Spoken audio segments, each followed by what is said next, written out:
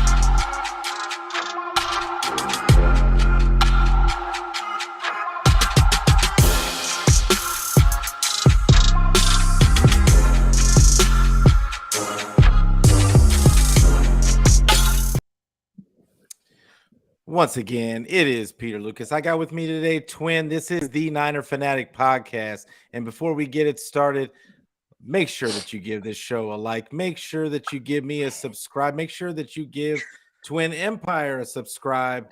And also make sure you hit the bell for both channels so you get the notifications when we go live. But Twin, a lot of people know you already, but why don't you tell them where they can find you on the socials? Man, what's up? What it do on this terrific Tuesday? It's your boy Twin, man. You can find your boy on YouTube at Twin Empire. Make sure y'all sack that like button, subscribe to the channel, comment if you like to. And also, you can find me on Twitter at Twin Empire as well.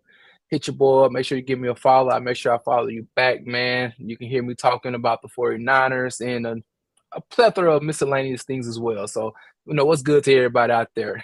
I see you, Jessica. You starting early. Bang, bang, no Super Bowl ring. I see you, girl. I see you. She's coming in hot. Yeah, we can't really say too much. But I will say this: 3 NFC Championship games out of 4 years isn't bad. But it's not where we want to be. I get it. But it's. I mean, it is what it is. It feels like I feel like it was just stolen from it. I feel like we were on the precipice and it was just stolen from us. We woke up and then all of a sudden, just everybody was gone. But facts, man. But how do you like one of them cartoons? I remember them cartoons we used to grow up watching. It used to be like that one character who always had the cheese in front of the other character, and we'd get really close, and they'll just snatch it, out of our hands or out of our sight, so the rug get pulled from underneath us, man. And so, to me, it felt like that once again. We heard throughout the off season, hey Peter, we have one of the best rosters there is in the National Football League. We play one of the most physical brands of football in the National Football. We are one of the teams that continue to do what? Run the ball, no matter what the Pro Football Focus is saying or the fantasy owners or what they're looking for in today's modern football. They're like, hey, the Niners are still one of the gold standards. They stick to the old ways. They run the ball hard. They're committed to the run. They try to get their passing off of the play action, and they play tough, hard-nosed defense. So, man, it just seemed like it's a repeat. You know what I'm saying? It's just this cycle of some of the same things. And I think I have my own little theory of our issue, which may be controversial, but we'll get to that whenever the question lends me to speak on it. Cool. But we're gonna start off with we got to start off with Purdy, and we found out that he tore his UCL ligament, and he's gonna be out at least 6 months at this point. So it could be a year, depending. We still have to find out if it's going to absolutely need a reconstruction. But how do you think that Purdy feels right now, being a 7th round pick and his draft status, and having an injury like this that could derail any kind of momentum that he had like for a whole season, possibly? Honestly, I think first and foremost, how he feels is that he feel like he let the team down. And when I mean feel like he let the team down, I feel like he came to the locker room and he ate of the forbidden fruit, and down goes another quarterback. You know what I'm saying? It's like, Mhm. I was there, similar to how Jimmy was maybe at the end of the year last year. Then he got hurt, and he's like, "Hey, I'm Brock Purdy. Maybe because I'm a 7th round draft pick. Maybe because I Yeah, don't have all this expectation on me. Maybe because I just came in here. I've been a company guy, like my girl just sit there. Jessica said, I've been a guy of the culture. You know what I'm saying? So he's like, maybe I'm the one who to turn the tide. You know what I mean? And yeah, then, dun dun dun. Nope. You see what I'm saying? And so I think he yeah, feel first and foremost that he let the team down. I know a lot of people talks about the guy's pockets and the financial situation that he may no longer be in because of the injury, because they were forecasting he could have made a lot of money, a lot of coin in the next couple of years if he continued to keep that production. But that's what I think what he's feeling right now. The initial hurt of letting down the team, because he can look to the left, look to the right, look across him, and could tell that he had a squad surrounding him, and all thing they needed him to do was just keep the boat afloat. yeah, for sure. And we want to mention the people in the chat. I appreciate you coming in, Jessica, uh, Ty. Like, appreciate you coming in, brother. Like, I saw that you subscribed a few days back, and Me then too. to Robinson. Like, appreciate you coming through, fam. Like, appreciate everybody coming through and checking us out. But I agree. I agree. Where we're at, like, is, of course, I think he felt like he let the team down. Like, he talked about it in the press conference, and he was really kind of he said it. He said that, he felt bad for the guys that have been here, and they thought that they were on the precipice. This was the best the 49er offense looked since Channy's been here.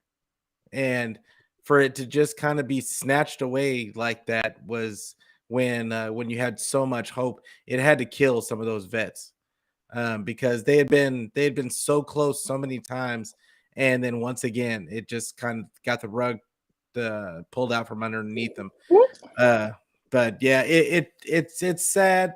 Like, but at the same time, I feel bad for Brock, like, because with his draft status, he not many 7th round rookies get a chance get a chance to get on the field, Yeah. let alone like, be able to be in an NFC championship game and have an opportunity to show what they're capable of and that they're bigger than their draft status. Because I think that's what happens quite a bit in the league. We get football fans get enamored with traits, and they get Hmm. enamored with the tools, like the huge arm, the 40 time, and like all that other stuff. And sometimes it's just about, can you play the game? And Brock could obviously play the game. And he was at the very least, he was a really good fit with Shanny. And it's sad to see him go down like that. Like, because I really think, not just for us fans, but for him in general, because I mean, an injury like this, like, you don't know what he's going to come back looking like. Sometimes they come back looking, pitchers can sometimes come back looking Yeah. stronger than they did before. But this isn't it's not the same throwing motion. So it'll be interesting to see what he looks like coming out of this injury, but we got a long wait for that. So Yeah, we definitely, like I said, got a long way to go. I think the team, and this is the thing I have with people a lot of times, where I try to be nice and say no offense, but at the same time, not somebody say no disrespect, but some disrespect about to come afterwards. yeah. Uh, this is a situation where people always say, "Well, listen, 2 years, 3 years ago, we had a talented team and we didn't make it. Oh, well, the team is good. We made an NFC Championship game. We'll do it again." But Mhm. people fail to realize how hard it is to keep a team together in this league. This is not the old collective bargaining. Like, this is not how you could keep players 5 to 8 years consistently. This is a whole different system. You know what I mean? And so, with the money being the Absolutely. way that it is, where the interchange of young people, old people are coming in and out of the league, you have to try to strike when it's hot. And we have this idea, like, because watch, hypothetically speaking, we lose a player here, we lose a Trent Williams here, and then say for instance Trey Lance play starting off next year. You know what happens?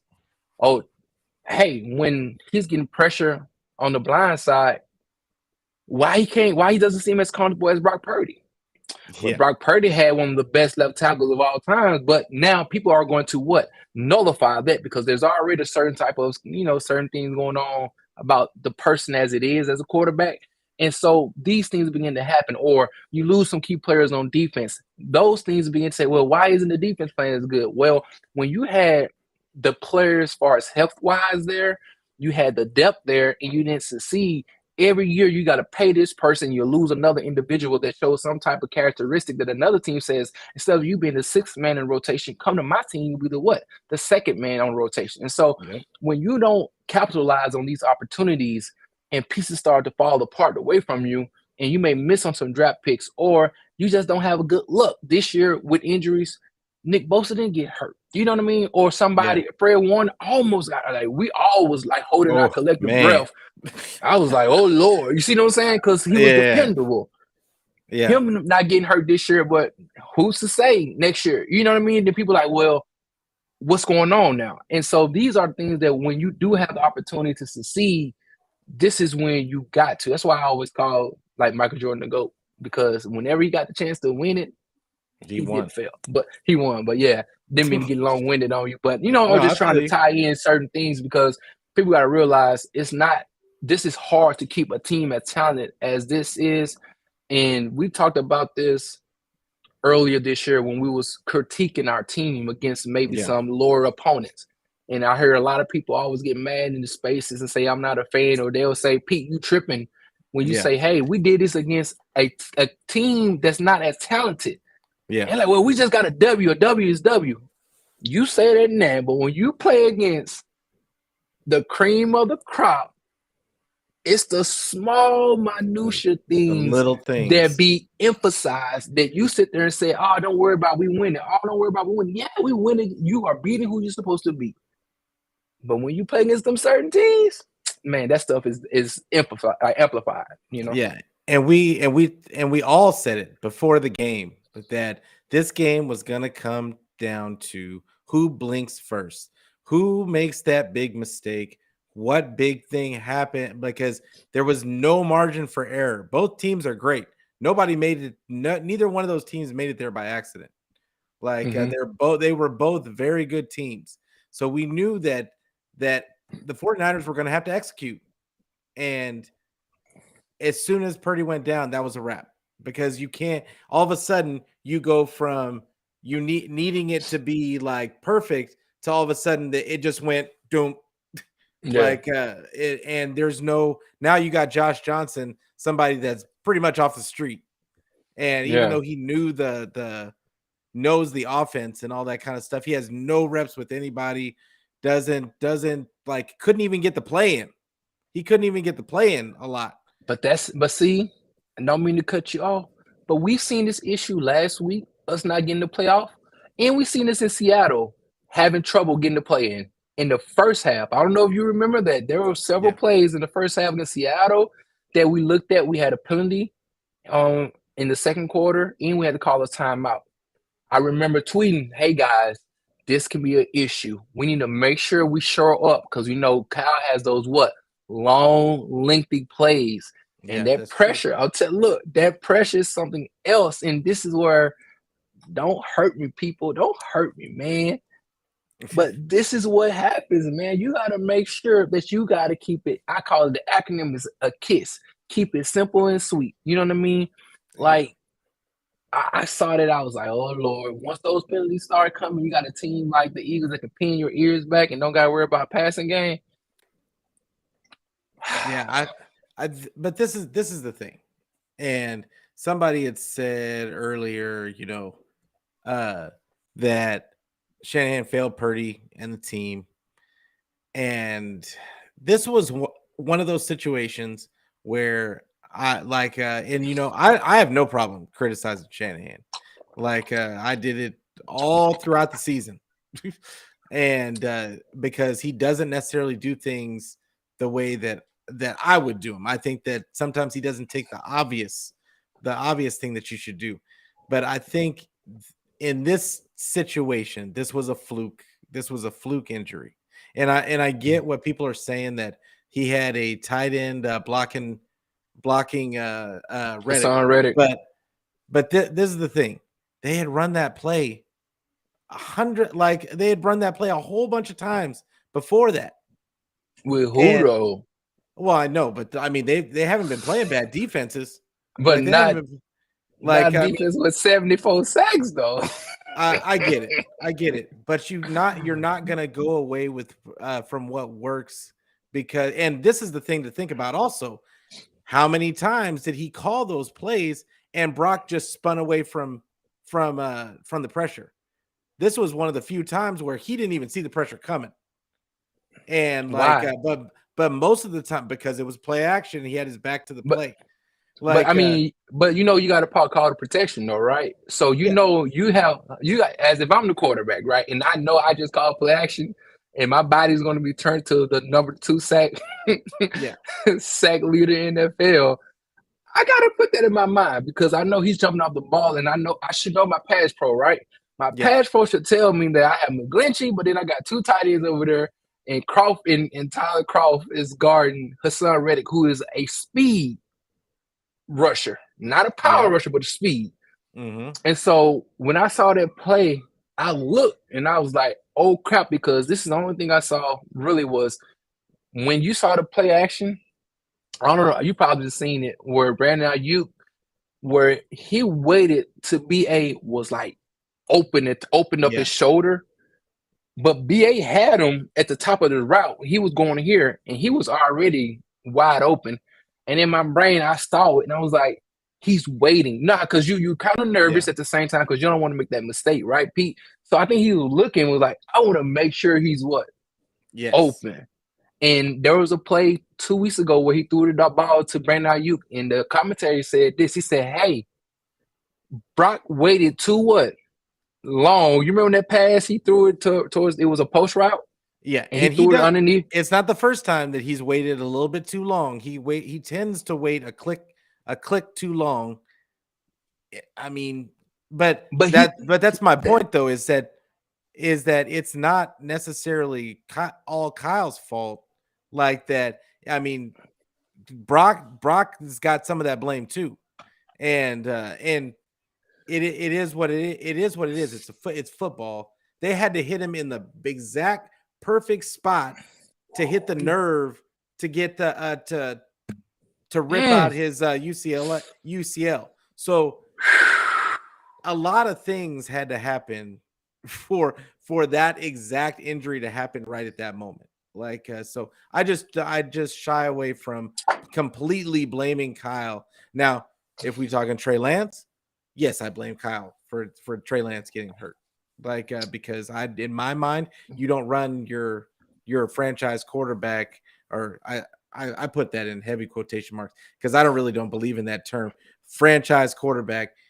But you don't the guy that you invested all this draft capital into, you're not going to you're not running him into walls over and over and over again and then say, oh well, it's football. Like, who is doing that?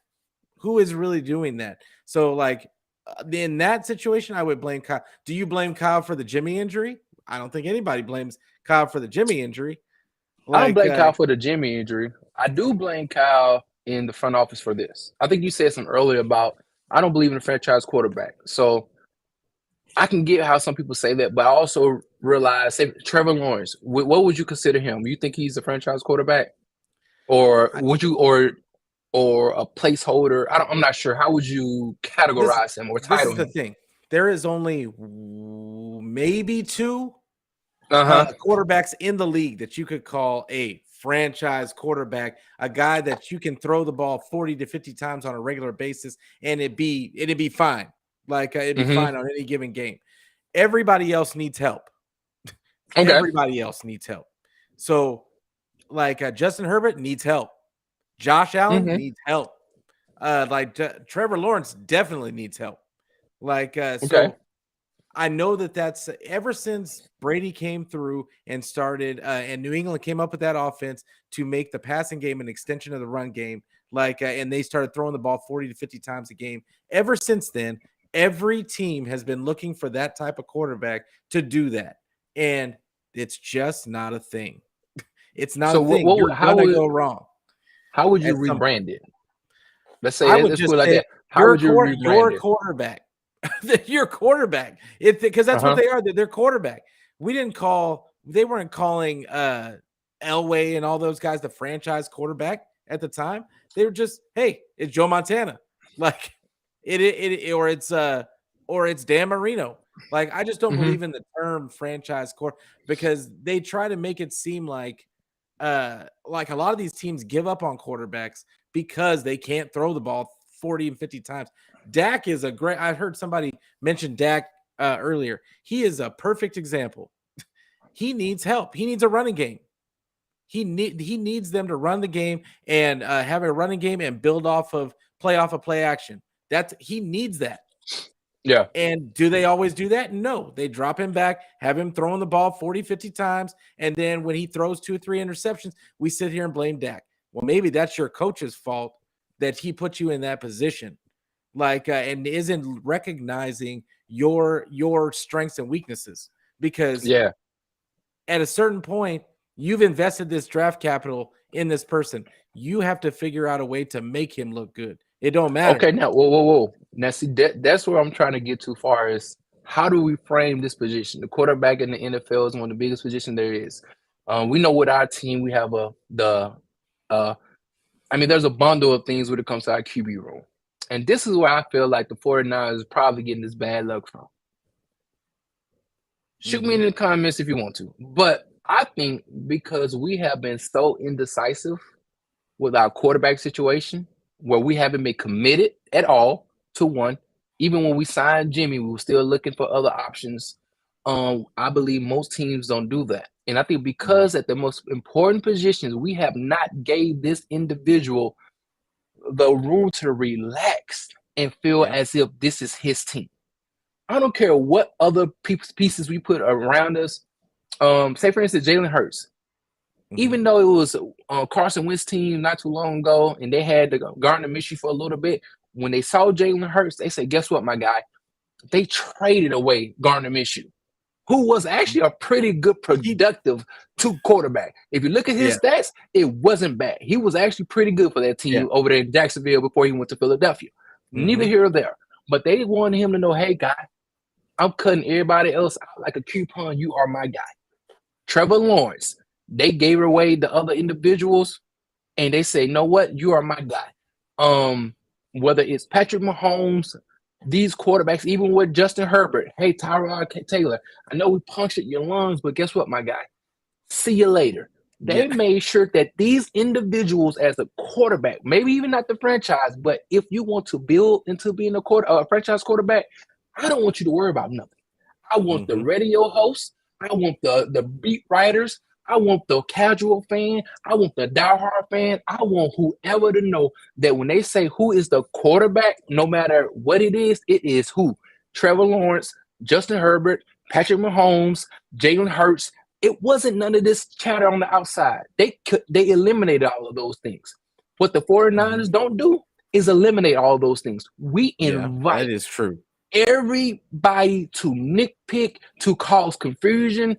It's a good Bible scripture out there that says, look, hey, a double-minded mind is unstable in all of his ways. It's been a tactic for years. They say if you have 2 quarterbacks, you have 0. They said it for a reason. We've been watching football as long as we can. So because this is what we consistently perpetuate out there, everywhere we look on the KNBR or 105 point game, guess what they are always talking about? Is it Brock? Is it Jimmy?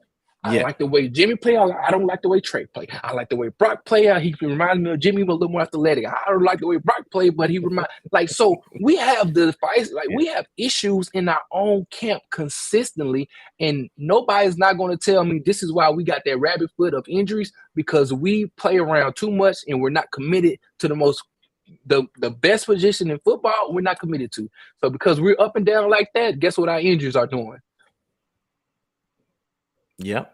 And this is and to your point, this is something that the fans have been asking for years. Because you got to bring up Kelton. Hey, appreciate you, brother, for coming in. Kelts mentioned, when I learned this lesson, is the blame doesn't matter anymore, but putting major emphasis on protecting the quarterback is a must. How many years have we been asking for them to upgrade this offensive line? I know I can speak for myself. It's been since Shanny's got here. I've been waiting for them to upgrade, to get that center to draft, sign. I don't care, but they need to get a center. They needed to replace McGlinchey, because this is the thing. Kyle he puts a premium on run blocking. We all know it. He doesn't care about pass blocking. But frequently what happens? Your quarterback is going down every single season. So you're going to be forced to put a premium on pass blocking. And now, when that said, this season, I think that the offensive line best season pass blocking that I've seen since Shanny's been here. But because of health, but they stay healthy the majority of the year. Exactly. But if you look at it, they had Aaron Banks, who was a relative unknown. They thought they knew what they had. But you got Spencer Burford, complete unknown. They didn't know. Brendel, how could you know? And then you got McGlinchey, who's known to give up one or two complete whiffs a game. And McGlinchey, he gets by on his run blocking because he's such a good run blocker. People don't want to give him up, but we need somebody that can protect our guy. And I've been saying it for a couple of years now. He just needs to go. They should have drafted his replacement. They should have drafted a center 2 years ago. And I know that they think Nick Zakel is going to be the answer. I know that they have a plan, but at the same time, the plan right now is not working, and it hasn't been working for the last couple of years as far as protecting your QB, because it doesn't matter if it's the franchise or QB or not. Like, your current QB right now, whoever's out on the field has to be protected, because you're going to throw the ball. You're not going to run the ball every time. Eventually. Yeah. So But hey, you know what that looks similar to, though, Pete, though? Yeah. It looks similar to the quarterback position. You don't know if you want a young guy, old guy, or old guy. We got guys like, Brendel, he goes in and out. We had a center over the last 5 years, whether it was Richenberg, whether it was Alice Mack, whether it was Brendel now. It's a rotation in one of the most important positions there is, right? The center position. Yep. And so this is consistently a rotation. Same thing with the quarterback, a consistent rotation. Like, we have, the ups and downs consistently, and then we don't realize that pass pro, eventually you're going to have to sit back and make some throws, bro. Eventually you're going to have to. And we know when you go to the NFC Championship game, one thing that you're going to meet there is a team with some type of good pressure. It's a reason why they're going to make it there, because they have something that a lot of other teams don't have, which is what? Players at the skill position that do things above average. Yep. It's been like that since the time of football. Yeah, this is another great point by Kelt. The Eagles didn't have to do anything extravagant because they focused on their protection. If you look at their offense as a whole, they don't really do anything special. They don't do anything special. There's no exotic looks. There's nothing. They're going to run the ball. They're going to run the ball. They're going to run it with their QB, and they're going to keep running the ball. They're going to throw it about 20, 25 times. They're going to throw the occasional screen, and they're going to throw the occasional deep pass. And that is it. That is the extent of their offense. But it works because that offensive line is crazy good. Good. Kelsey, what's his name on the right side? Yeah, all of them. It's Lane just a Johnson, good, Mulatto. Yeah, Lane Johnson. That was what I was thinking of. I think it was Dickerson. He's another rookie. He's a rookie. He's he was a top Landon Dickerson. draft pick. He can't even get in the game. He on the He was supposed to be a bench. center. He's supposed to be the center of the future, and he's playing guard. But but he played well. And but this is what we're talking about. They're investing in the line, and the 49ers take castaways, cast-offs, and make better players out of them. Because of system. Yeah, but you can only hide it for so long. Against weak opponents. Exactly. Eventually you're gonna play a really good team and they're gonna get blown up. That's what's gonna happen. So I think that Aaron Banks is gonna be able to I thought he had a really good season. He's gonna be able to develop. I think Burford's going to develop. I think Burford may be our right tackle of the future. That might be. I'd be fine with that. We don't know what's going to happen with Poe. He might be the center of the future. We don't know. He's going to play. Yeah, they've got some talent, but it's young and it's undeveloped right now.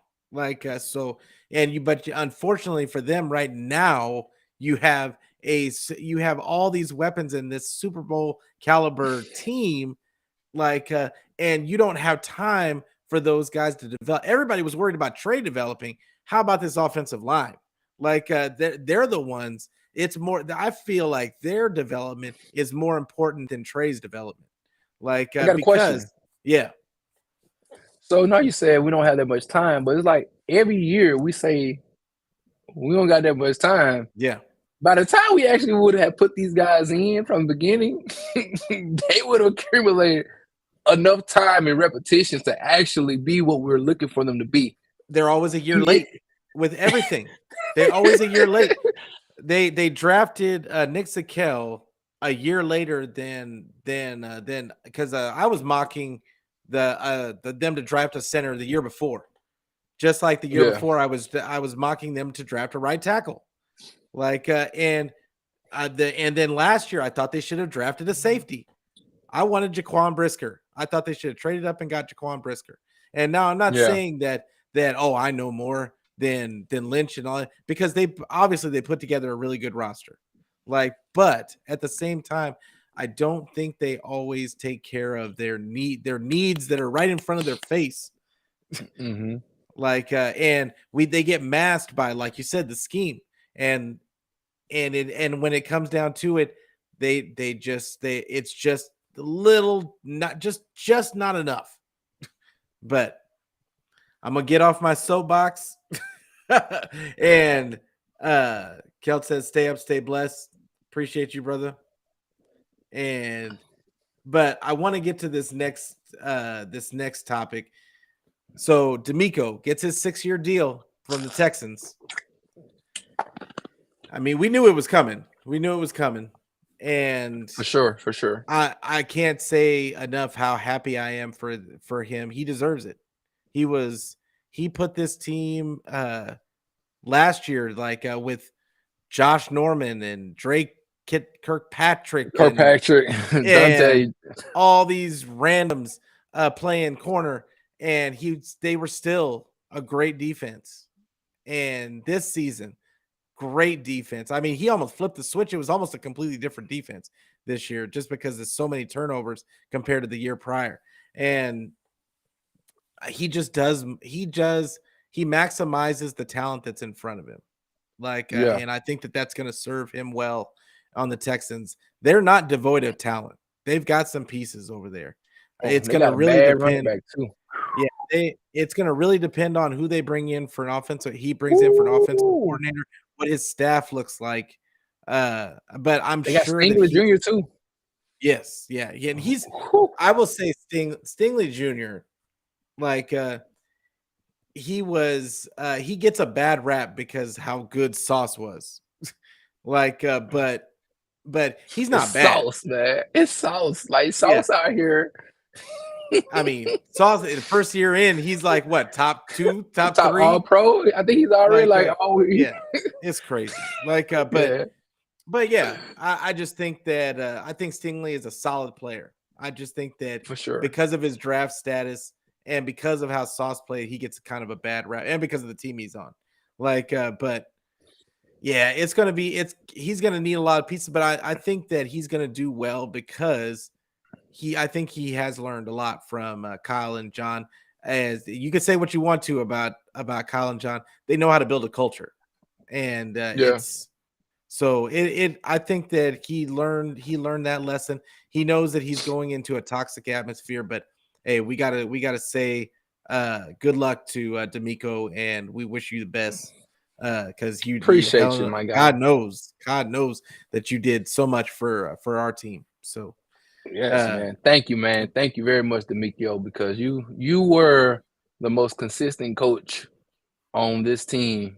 I mean, I know later on in the year Cal picked it up, but we yeah, rode your back for majority part of this year. You showed the 49ers fan probably in spurts some of the best defensive football that we have ever seen or that we haven't seen in years since the 80s. You know what I mean? Even though the 90s, the 2000, 11, 12, 13 situation was quite good. There was a hmm moment in time over several games that you guys were playing at an all-time high. And so we for appreciate sure. what you did, the culture, how you affected the young boys, whether it was Nick Bosa. I also want to give Demeco Ryans his flowers because a lot of people only know him as a coach, not necessarily knowing him when he was drafted to the Houston Texans, when there He was was an a Andre beast as a Johnson player too. there was a Schaub there, there was a young JJ Watt there, and so on and so forth. But people don't realize that he was the one who groom the guy that we all call All Pro Fred. Like we got to keep it Yep. a bean and keep it a buck. He groomed All Pro Fred. He took some undrafted guys, like Al Shazier, a late round draft pick in Greenlaw, and he groomed these guys into some wonderful linebackers. And what most people would say, we have the best linebacker core in the National Football League. So he created a culture. He created a swagger. He created, a bum linebacker room and then went on to create a bum defensive team. And so I love the way that he talked to his guys and he always told them, do not be a energy vampire. I love it when he says, do not suck the energy out the room. It seems like I don't mind critiquing you, but I'm going to give you life and life more abundantly. I'm going to put the battery in your back. I'm going to put a solar panel on your back. So wherever you go, you're going to be re-energized and recharged. And I think that's something that we need to look at and hold on to as he vacate the premises of Santa Clara and outside of the San Francisco 49ers uniform. Absolutely. Absolutely. But now with him being gone, it leaves a humongous void in at the DC coordinator spot. And there's and we thought it was a foregone conclusion, but apparently today something opened up. We thought Fangio had signed up with Miami, but apparently he didn't finalize anything, and so they still are about to talk to him. They're talking. They're also talking to Wilkes from Carolina, who I Yeah, think is a strong candidate. But they got a couple of in-house guys that may have a say in the matter also. Daniel Bullock's the safety coach. He's been around league for 16 years. And he yeah, you wouldn't know it by looking at him because he looks so young. But hmm he's a guy that I'm kind of looking at. Also, there's another guy. I mean, Chris Kasur, I know people the popular name is Chris Kasur because he does so much with yeah. the D line, but he said over and over and over again he doesn't want to be a D coordinator. Facts. So Yeah, I heard him say it too. is, So yeah, but Johnny Holland is another guy, the linebacker coach, been in the league 35 years. And that's another name. If we're talking about in-house prospects, those are really the yeah, only two, Daniel Bullocks and Johnny Holland, that I would think of in-house. But yeah. anybody else that you're thinking of, or I that there may have a shot at it. I think right now that is a position that if Kyle Shanahan and John Lynch want to just sit back and just look at the phone, look at the call. You know how back in the day we grew up, we had the call ID, the little white Yeah, phone, looked like a little cube, had a call ID. I think this is the opportunity for them to sit back and say, who do we want? yeah, What direction do we want to go? We know that we're about to lose some people. We know that there are some weaknesses in our team. Who can we choose to make sure that we can solidify these positions? You know what I'm saying? And so right now, they have options. And hopefully I don't know if you want to go with the older, mature coach, or do you want to go with the new, innovative coach? We've seen some of these newer guys who are doing some great things, but then also you got the guys in Kansas City who is an older cat. I forgot his name right now. Spagnola. Spagnolia. He's been around for a while, but he's not going nowhere. But he can still do wonderful things on defense. But then you got the young guy in Cincinnati. I can't pronounce. I don't want to murder his name, but he's doing some creative things on the defensive end. He helped Patrick Mahomes like to a minimum, despite some of these calls that we saw that was horrendous. Even in Philadelphia, they got some guys who are still a young blood. So I think right now is just where do we see our roster going in the next 2 or 3 years? Because I'm assuming that's how they're going to plan it out, as far as who they're going to go out and pick, as far as draft wise, and then who are they going to resign. So I'm cool with. I mean, I like Wilkes, but I know there's some allegations about that. I didn't look into it deeply, but I did think he did a wonderful job with that team after Matt Rule left. He made that team. He kept that team competitive. They played hard. That's what I looked at. And they played nasty, and they had some key figures on their team, and so that and the team wasn't bad. It's just they wasn't brought up and coached right. So I think Wilkes probably be a guy that I really look into. And other than that, man, I think there's some sleepers out there who's calling him saying, "Hey, man, I want to be part of your organization because I see what you guys have here, and it's not here for a short time. It's possibly that I can be here for a long time, which can give me an opportunity to be a head coach again." So, yeah, I agree. Like, I think that I would be shocked if Fangio did if it didn't end up being Fangio. People kind of forget that Fangio came in to talk to the 49ers at the beginning of this year before the year started. Because and we all thought because the premise was is Demeco, I mean, she probably should have had a head coaching gig last year. And they just assume everybody was assuming that he was going to be gone after this year. So they thought the 49ers were automatically looking, but because there was no other reason. What reason did Fangio have to be in the building back then? Like there was none. And I think the Miami offered him a boatload of money, and I think that he was seriously considering that. But I think honestly, and people want to link him to Sean Payton in Denver too. Like he ain't going back to Denver. Come on, why would he go back to Denver and play and be a D coordinator for somebody else? I just don't think that that's going to happen. So I think that Fangio is probably he's probably my my guy that I think is probably going to get it. I would not be shocked at Wilkes. I would not be shocked. Do you think he's gonna? I know a lot of people say he runs that 3-4. We run that wide 9 type he of can defense. run. I mean, I'm quite sure he's been in the game. This guy doggone long. I'm quite sure he can run whatever. You know what I mean? Yeah, he gonna figure it out. Yeah, he gonna figure it out. Like, but I wouldn't be terribly shocked. I don't think that would be a good fit for the 49ers, like in as far as if he tried to bring that 3-4, because you need like kind of your backers, especially you need some bigger guys on the edge, like some like Hassan Reddick type size guys. Like bigger or smaller or bigger? Like, well, they're big for defensive end. They're smaller for defensive ends, but they're bigger than our backers. Because our backers are what, 220, like 230, like they're almost like safety size. But I mean, now me personally, I am a fan of 3-4 defense. I'm not gonna lie to you. I prefer 3-4 compared to the base of the wide 9, in my opinion. I like the explosiveness that you get off the edge. I like it when you can have the hybrid linebackers who can rush and also get into the flat. I mean, we play zone all the time anyway, so we're only telling the edge rushers if you're not rushing to play the flats or to occupy the middle of the field. But I mean, I get it. It will be a different look. I just like the look and the style of a 3-4 defense. Like that was my favorite defense. Even when I played Madden back in the day.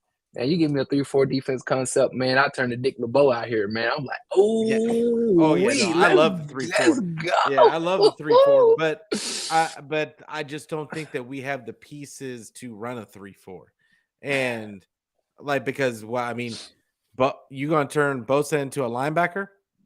because he can't be a D end in the 3-4. He's way too small for that.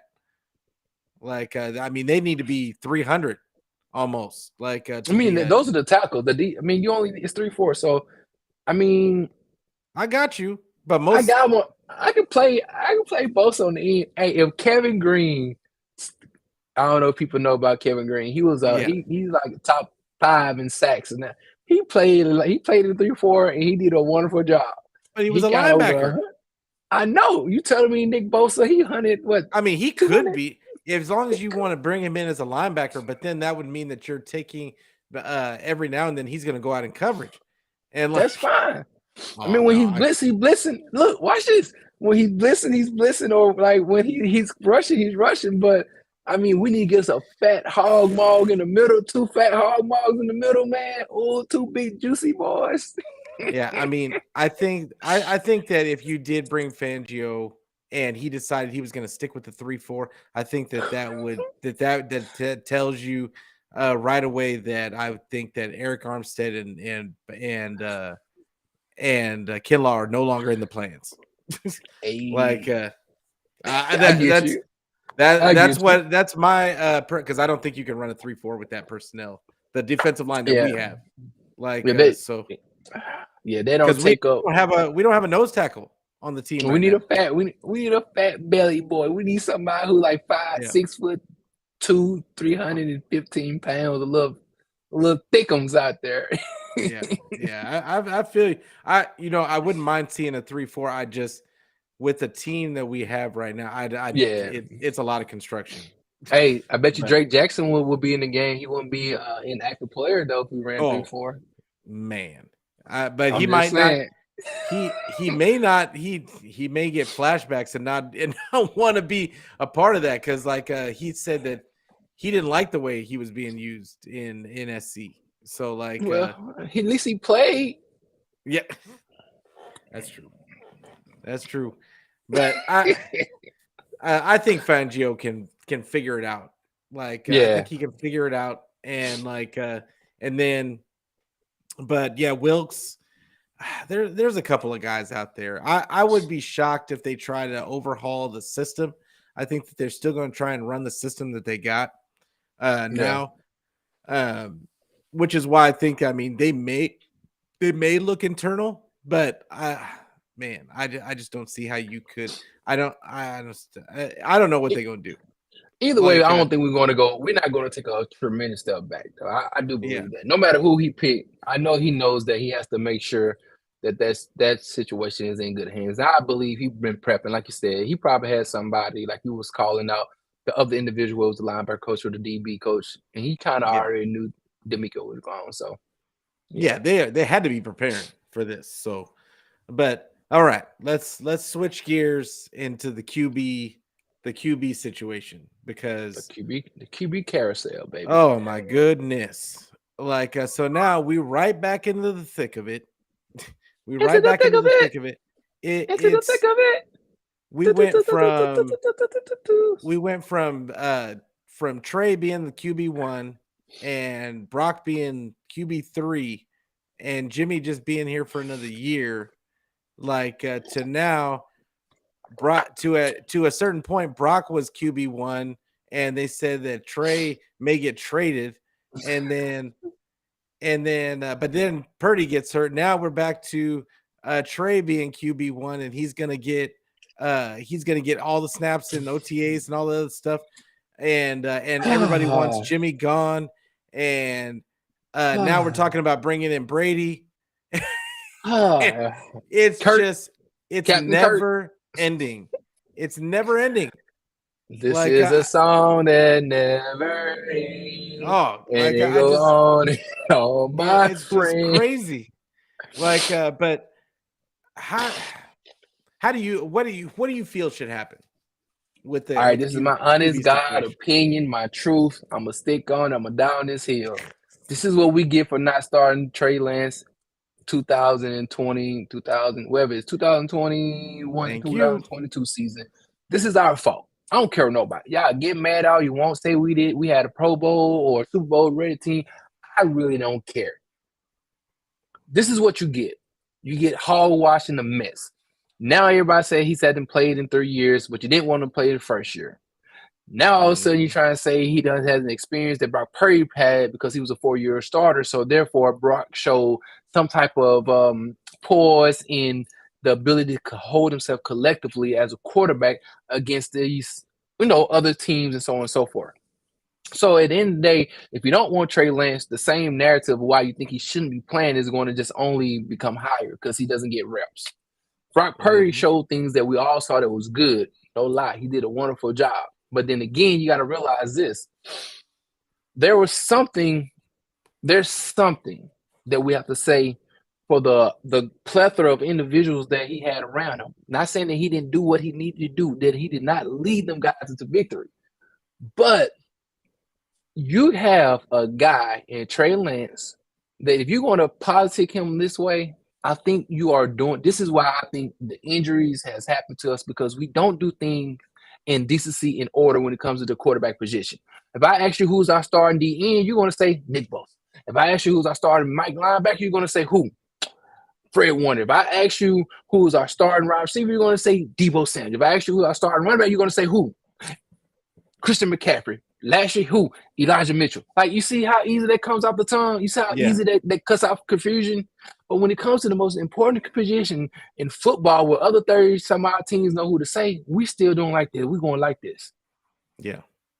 So my thing is this. I'm going to say you have to start Trey Lance. Mainly because this. I know it. Listen. If Brock Purdy is what he is, he ain't going nowhere. You still got him for 2 years, yes or no? He's a rookie on a rookie deal. You need reps. You need to have without a shadow of a doubt, I need to see this young man play if he can stay upright, if you don't run him in the ground between off tackles. I need to see him play for at least 12 to 14 weeks. I got to see what I have with him. I have to see what does he look like with George Kittle because we don't see him with George Kittle. I have to see what he looks like CMC because he never had CMC. I have to see what he has with Elijah Mitchell because we never even seen him with who? Elijah Mitchell as well. Because people forget he got hurt in the first freaking quarter. If you look at Trey Lance stats in the first quarter of that Chicago Bears game, his QB rating was high, his completion rating was high. He was actually doing a pretty freaking good job. Yep. So, and that's with the offensive line who we all sit here and said today that needs some what? A little help. A little help. So in my opinion, man, I'm starting Trey Lance. I cannot bring in another distraction into not the locker room, but into the Bay Area and Bay Area sports because this will again become another circus. Most NFL coaches do not want a circus in there around the locker room or outside in the media. And I know people say it doesn't affect the team, but guess what, man? They are human beings. Eventually, it begins to wear on them, man. Yeah, that's sorry for my little long, my long run. No. I just, you know, what I'm saying. People are silly.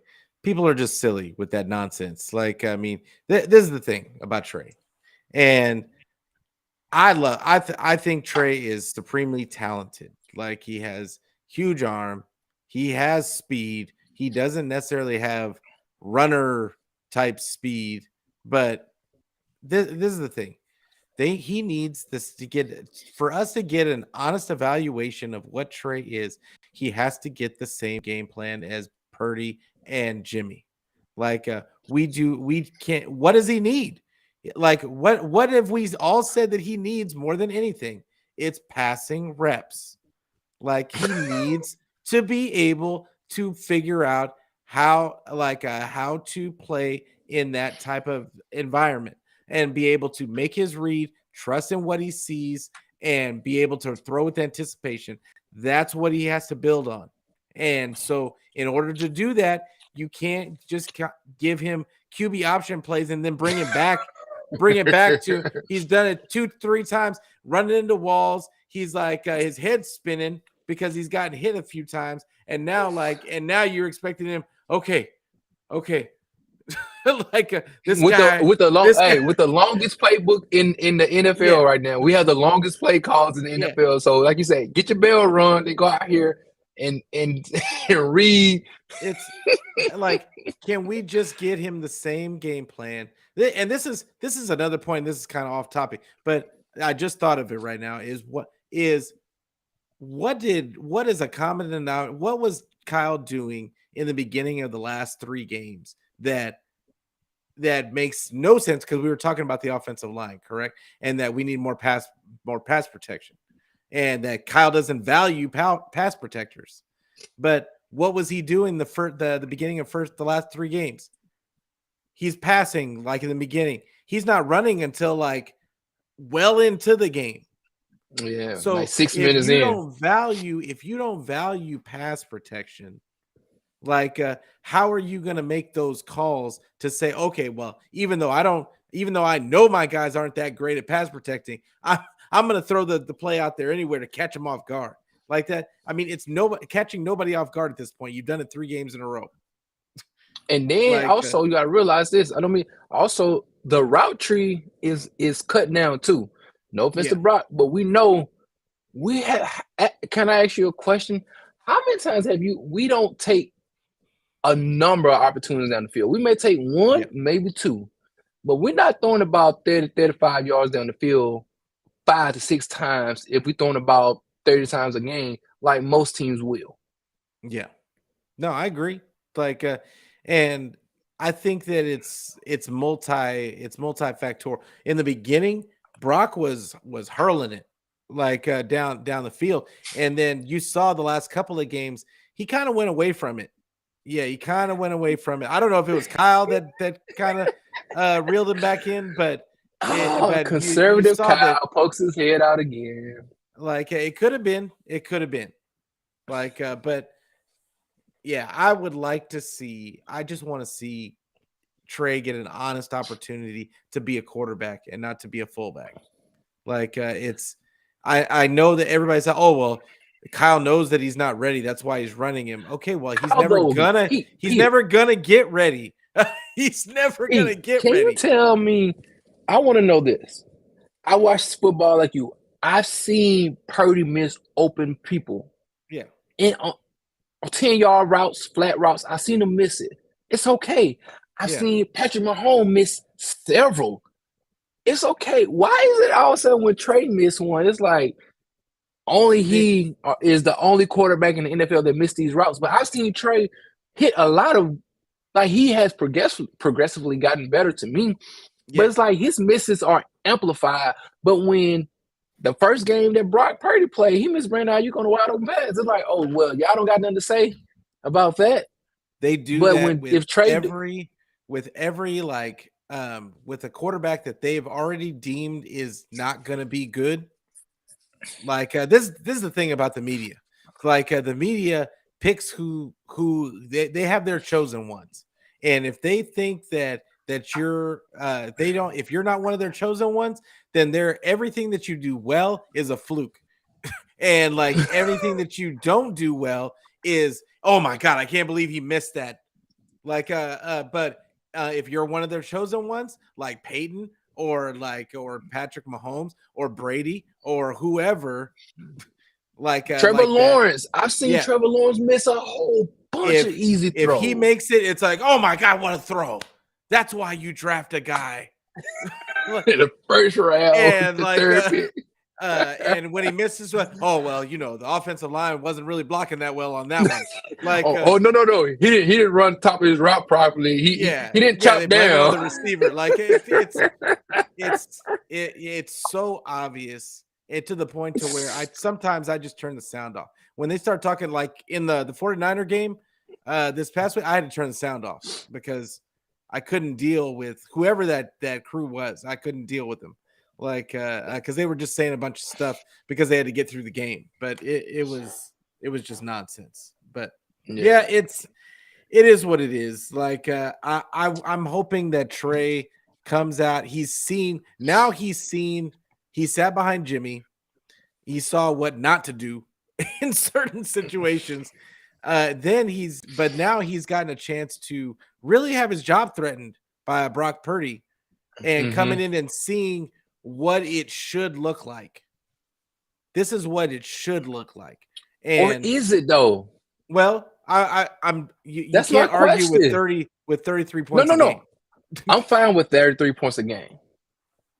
My thing is, if I'll take basketball, for instance. If I can shoot 42% from the three-point line, and my coach say, hey, I want you to hit the mid-range. All right, coach, I get the mid-range. I can shoot 50 to 48% from the mid-range. I'm good. My layup package is nice. I can go to the layup. I can go to the hole. I get you points in paint. But, coach, I got a chopper, too. Now, I know you don't mind me hitting these mid-range fadeaways and going to the layup. But when I tell you, coach, when I can shoot 42% from this three-point line, it will open up the offense like you've never seen before. I'm not saying I'm going to shoot this joker like 12 to 15 times a game. But, coach, if you give me 6 to 8 attempts back here, I got you. And I ain't going to do it all. Actually, I'm going to do it in a way where, hey, Kyle, you know how sometimes you got to allow me to evolve your offense, to take the offense out of your hands. This is what special players do. This is what the Toms do. This is what the Pat Mahomes do. This is what the upper echelon individuals do. I'm going to need you to trust me a little bit. Yeah. No, I get it. I get it. This is the thing. We would settle with Trey right now. I just want to see him be a solid quarterback. Just a solid quarterback. And without the running and that kind of stuff, I just want him to be able to throw 20, 25 times a game and just be able to run the offense. Like right now, right now, when he develops the confidence in what he's seeing and be able to make those, to see it pre-snap and say, okay, here it comes. Then that's when then yeah, absolutely. But for right now, I think what everybody's waiting to see with Trey is just, can you run the offense? He's not know getting it though. We know the big plays can happen. I mean, but big plays can happen with your arm and everything else. But we just want to know that you can run the offense first. And Cal got folks thinking this man is dumb. I'm gonna be honest with you. I listen to the choir because I think that he deserves that podcasts, and I listen to too many national radio people on the Bay Area. They think Trey Lance cannot do anything when it comes to passing the ball. They think I'm like this, like Kyle, you sullied this man's ability because these people really think he sucks when it comes to QBing and that he cannot pass the ball in the flat and he can't pass a slant route. Like for real. I watched probably too much KNBR. And bro, when I tell you 85% of the guys are like, Bus, he's done. We've seen enough of him already. He can't make the passes. He's through. I'm like, God, dog. Yeah, so, he ain't played but 4 games. But okay. And he had, I mean, all of those, he didn't even play the whole game in all those. But anyway, we're gonna get off of Trey because we got all off season to talk about. Oh man, the most entertaining franchise on the planet, dog. It just doesn't make any sense. Did you see his interview today? I didn't get a chance to see it. He spoke today, man. I was like David Lombardi. I had this little joke in my head. I think nobody didn't think it was funny, but I thought it was funny. I said David Lombardi saw Trey Lance over there in the locker, was like, "Hey, big head, how you doing?" I'm like, "Look, I know I ain't text you in a while, but it seems like you gonna be the hot stuff and possibly the person I'm gonna need to get close to. So now all of a sudden, how you doing?" Yeah, I saw that he had an interview. I just didn't get a chance to listen to it. But I think that Trey is going to, if he's anything like we think he is, he's going to get into the lab again this offseason. And he is going to, I think he's going to come out ready. I think he is. And it's really up to Kyle. Like we talked about him just not taking for granted his athletic ability and just let the kid throw. That's what he needs. He needs to throw. And but yeah, we'll see. But before we get out of here, one last question. What are the areas of need do you see going into this offseason? We talked about the offensive line a little bit, but what is there any other like areas of need? I mean, okay. So I don't know what we plan on doing with some of our free agents, but like you said earlier about Jimmy Ward, Mm, even though he played out nickel, he was a starting yeah. safety. So you already know we got to make sure that's two positions that we got to worry about. Gibson, a little old. Well, not to say he was old, but he's a He player old. that okay. He old. You can say he's old. Look, Like, so he did a serviceable job, but again, since we didn't draft nobody in the position last year, we got two guys who are aging out with a younger guy in. We need some speed back there. We need somebody mhm. who runs like fast. So I would Yeah. say safety. I would say we got to do something with. We need an edge. I don't again. I don't know what they see in Drake. When I don't know what they see in Drake Jackson, I don't know if they trust his ability to go out there and be a 10+ sack guy. But if not, we need pressure from the left and the right. Mhm. And then I'll leave that side of the field alone. And I'll just go to offense. We got to start preparing for a left tackle. I know everybody talking about the right tackle, but we have wasted several years of Trent Williams. So I'm sorry, Mhm. it's time to start looking into preparing. Because if it's either Brock Purdy or Trey Lynch, we definitely need a left and a right tackle. Period. Yep. No Mhm. matter who quarterback you cheering for, we need a left and a right tackle. So if Yep. I'm them, you need to get to drafting or picking up a free agent really soon. I would not give McGlinchey that money. No offense to him, No. but I need to get younger. I need to get somebody who can build with these guys for the next foreseeable future. Nobody over 25, 26 years old. I need somebody Yeah. young who shows talent, shows potential, and have the capability to come in and learn our system. So whether it's left tackle, right tackle, in the center. Those are Yeah. my three positions on offense. Brandon Ayuk should still be there. Debo should still be there.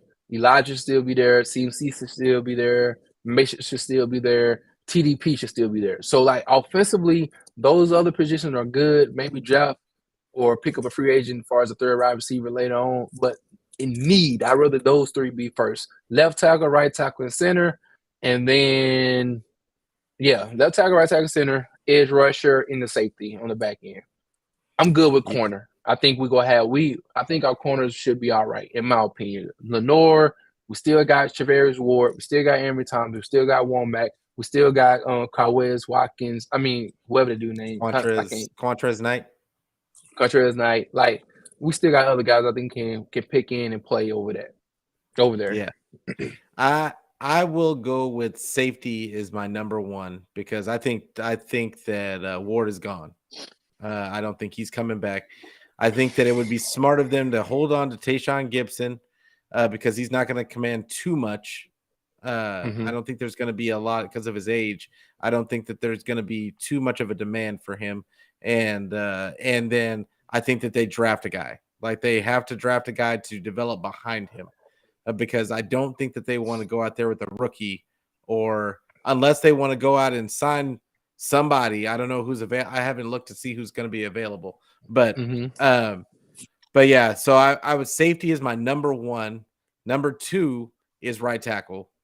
Like I think right tackle, just like you said, it is imperative that I completely agree with you about they need to start thinking now about the left tackle of the future. Will they? I mean, they haven't shown me yet that they're thinking ahead. Is Moore Like still on the team? who? Moore. Yeah, he's still on the team, Okay. but he stinks. I mean, look, hey, that last person I saw play left tackle. So Yeah, he's not good. Like I mean, he's just not good.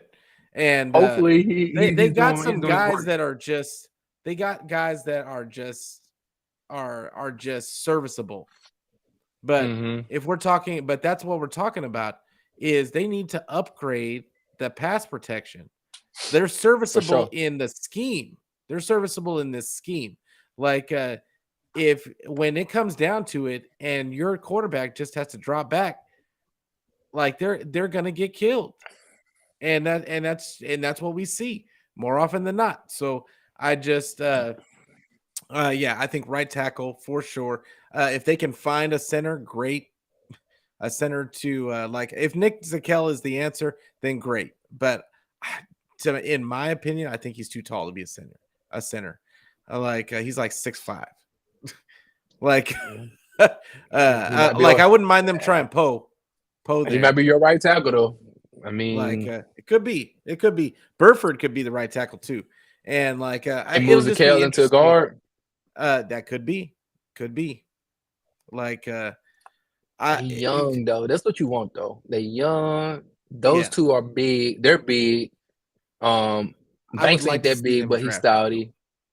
But maybe Banks is a big dude. He's like 300 and he's stalky. Like, when I mean stalky, he's not like he's not visibly like a towering big guy. Okay, you know what I'm saying? He's short and compacted, like your body style, your body type. He's like a rhinoceros. You know what I'm saying?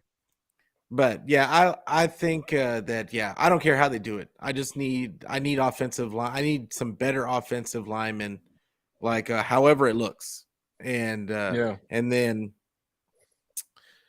that's really it on offense. Like on defense, we like you said, I wouldn't mind seeing. My biggest thing on defense is they need a nose tackle. They need a nose tackle, and then they need it because they still haven't replaced DJ Jones. Kinlaw is not it. They got to figure out what they're going to do with Kinlaw because it doesn't look good. It doesn't look good when he's out there. And he looked good for a few games in the beginning of the season. And I think he's just he's trying not to get hurt now. And good as a backup. Maybe like how DJ was rotational initially. Yeah, rotational. Maybe how DJ was at first. Yeah. But I don't want to see him out there for extended snaps. And for sure. And then I would like to see Drake Jackson get more run. I think the biggest thing with him is that he's not really stout at setting the edge, and especially in the run game. Who cares? He gotta learn. I don't know how you can learn to put him out there. His athleticism. I think that he needs to be out there. But what I'm saying is that I think that's why they didn't put him out there, like out in his rookie season. You've seen it. Aaron Banks was kind of waffling in the beginning. He didn't look good, so they just shut it down. And I think that they did the same thing to Drake Jackson. I think they did the same thing to who was the other dude that they shut down, to the corner that was playing in the slot in the beginning. Amon Thompson. No. Oh, Womack. Womack. Because he looked like dynamic in the beginning of the season, and they just pulled him. Like they just pulled him, and we never saw him again for the rest of the season. So I think that these are all, too. Yeah, I think that these are all players. Those three players specifically this coming season, could be real difference makers. And we'll see. But hey, Twin, I appreciate you coming through. Had a great time talking. Even though we're talking, we should be still playing. Season, already. But I appreciate you coming through and appreciate everybody that came through in the chat with their questions and their comments. Why don't you tell them one more time where they can find you on the socials? Man, for sure, man. Big ups. It's your boy Twin. You can find me on YouTube at Twin Empire. It's a compound word, Twin and Empire together. Also on the one and only Twitter, man. Hit your boy up. Follow me. You can find me as well. Twin Empire on there as well. It says Twin Empire X2, means times 2 on Twitter or whatnot. But yeah, make sure you follow, man. Like, sub to the channel, share the content. Hopefully, man, this year we'll get it cracking. Go try to do a little more different on this off season. Get a little more active. I'm trying to get just trying to eventually get a little more into it. It's been a fun experience. This is my first year actually podding consistently, or maybe not as consistent as most, but just getting my feet wet, man. But this off season, I'm gonna try to turn up another notch. Go over there and get in great shape with my brother, man, because he be on a whole nother level. But hopefully I'm gonna rub elbows with him soon and just try to pick up how he be posting like 13 videos a day. I ain't gonna post for 13, Dog, but it seems like he's on all day. Like every time I hey, turn on YouTube, he's live. Like it's bro, like, what is going on, bro? Do you eat? hey, Like, look, hey, my brother say he got Wolverine blood. I don't know. I'm like, bro, I got the same blood you got, dude. I don't know how you that's something else, but he on a whole nother level, man. He really be pushing out, man. And so hopefully, man, just to hop on there, man, try to get consistent, just either post once a day. And man, just try to go to the channel. So I'm gonna do Niners, and then I'm a big basketball fan too, and I'm a big boxing guy as well. I love boxing and basketball. So I'm gonna try to continue to do 49ers content, but I'm definitely gonna dive into this Warriors content as well. So if you like okay. basketball, if you like football, and also I'm a big movie buff and animation guy. So I want to be able to not only have the channel talking about the Niners, but don't want to get pigeonholed and show, bits of my personality using the other things that I like to talk about. So yeah, man, hit me up, man. And yeah, appreciate the time and the opportunity to come on, hop on your channel and kick in and talk with you, over this past, 3-4 months. Yeah, for sure, for sure. And like anytime, because I mean, you always bring the energy. And you and your brother together is like almost like an overload of energy. Like, but shout out to Law Nation. Like, I mean, he's good people. Check out his channel. Make sure you subscribe. Make sure you subscribe to Twin Empire. Uh, Once again, you can get this. You can get Niner Fanatic podcast on YouTube. You can get us on Twitter. You can get us on Facebook. You can get it anywhere you can get your audio podcast. If you don't like looking at my face, you can always listen to the audio version. Like I always say, I don't care where you get it, just get it. And we just got to make sure to tell a friend to tell a friend to tell a friend so that we can be friends every week. And like I said, like it's going to be, I know the 49ers season is over, but it's never over at the same time. So we're going to be talking 49ers all off season. For It's now sure. draft. It's all draft time. Time to look at those draft mocks and like all the other stuff. We're going to be getting into it every week. I'm going to keep this content coming for you guys. So make sure you tune in. Make sure you like, subscribe. Make sure you hit the bell for the notifications. For But sure. like I said, we're going to get The out of hottest, here. And tell them again real fast. The hottest content for all season football will be from the 49ers again. I'm telling you how this. We go keep it cracking. We always got the storylines. But we got more storylines than Media Takeout and TMZ and the Shade Room put together. That's how many storylines we got. We got headlines for all y'all. And like, I mean, for everybody, their grandmama and everybody else along with it, and all of the baby and them, like so. But we're gonna get out of here. Hey, I love we sit you home, put you on the couch, god dog, while you're trying to be funny. But hey, go Niners. Bang bang, baby.